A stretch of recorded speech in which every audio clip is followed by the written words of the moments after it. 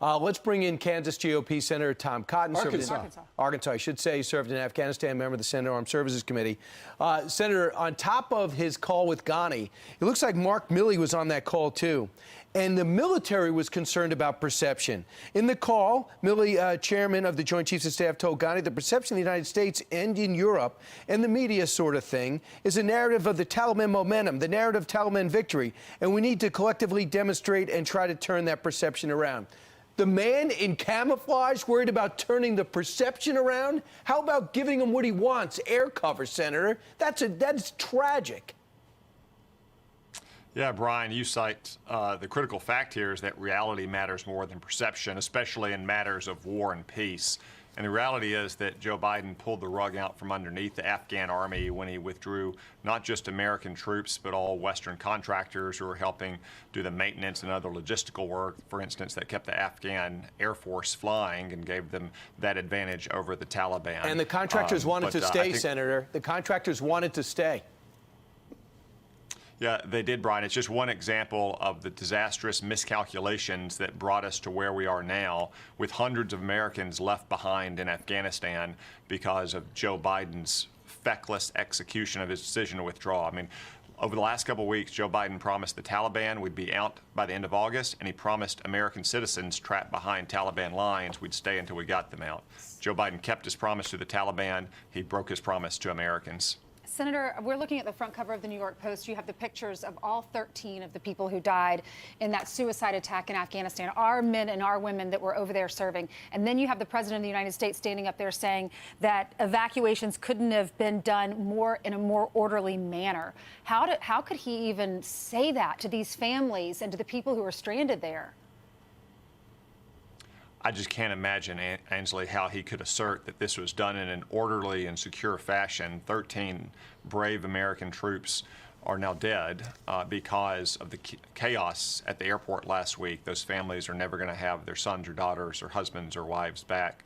Obviously, with better planning, if he had given the military the resources it needed to keep Bagram Air Base open, right, if he hadn't withdrawn so quickly over the last couple months and kept the troops on the ground necessary to effect an orderly evacuation, we might not have had those Americans killed. This didn't just happen on Joe Biden's watch. It happened as a direct result of Joe Biden's decisions. Surely. And, you know, last night when he was talking from the Cross Hall, he was bragging that 90% of those who wanted to leave got out.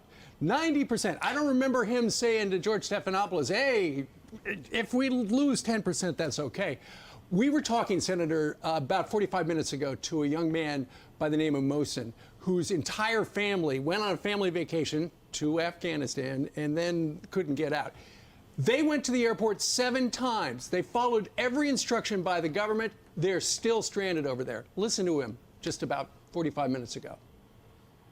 The only thing I want is to see my mom, my dad, my sister, and my grandma safe and sound back in the country that they've been living in for the most of their lives. And it's like they're hardworking U.S. citizens. They have valid documents. They're U.S. passport holders.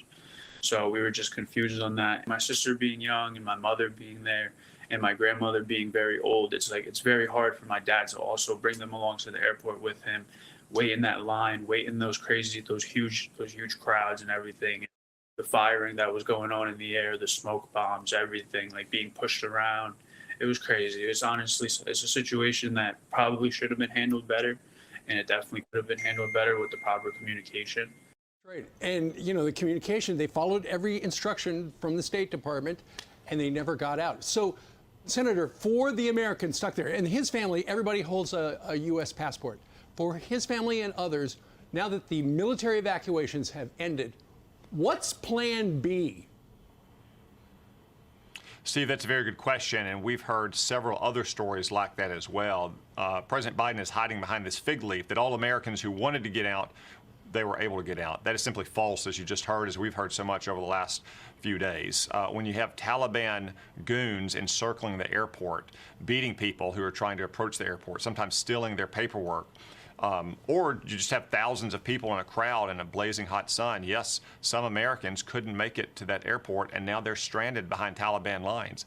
I'm not sure what the administration's plan B is. You've heard a lot of talk about it, but it would seem to me that President Biden has left America at the mercy of the Taliban and their willingness to allow Americans to get to an airport or cross a land border into another country to get back to the United States. But as it stands, we have hundreds of Americans who are in effect hostages of the Taliban. They may not be behind lock and key, but they are at the whim of the Taliban. And Senator, I don't think there's one person that lived outside of Kabul that got out, let alone the people in Kabul that got out. So don't tell me. I don't even think that number's accurate, between 100 and 200. Sadly, I think the number's a lot higher. So the President of the United States and all his minions keep talking about the Taliban's goal and their aspiration to be part of the world community, to be accepted, and the world is watching. And after all, 100 countries signed a letter calling for freedom of travel from the Taliban. Let's see how day one went. Let's see the contrition and how they're acting. Can we see the videotape of the Taliban yesterday,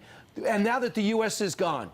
It actually shows, as we roll it in, the U.S. caskets being mock U.S. caskets with our American flag draped over it. That seems like a country that's dying to become part of the world community. Oh, wait a second, there's the French. Oh, in the back, there's the British. It seems like they're really anxious to be accepted by the Security Council. Am I correct, Senator? Does this administration think we're delusional? Yeah, Brian, they're really eager to be welcomed into the salons in New York and Paris and London and Vienna, all across the world. This is just one more example of how Joe Biden has made America less safe than we were just 2 or 3 months ago. I mean, the Taliban is not the Taliban from the pre-9/11 era. They now control all of the country, not just part of the country as they did back then. With our uniforms. They have all that. They have all those weapons and equipment that were left behind.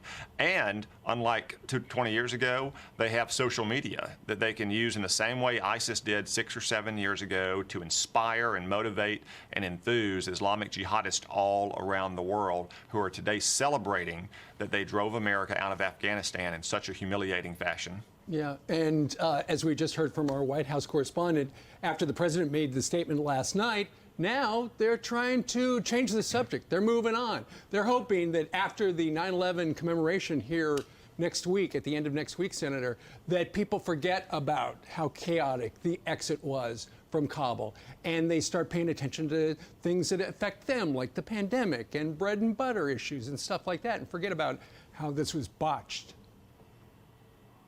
Yeah, Steve, that's been the approach of the White House since the beginning of this fiasco a few weeks ago. They treat it like a campaign story that's a headache that will be off the front pages in a couple days, but that's not the case. We're going to live with the reality of the Taliban and the humiliating abandonment of Afghanistan by Joe Biden for years to come. The consequences will continue to reverberate.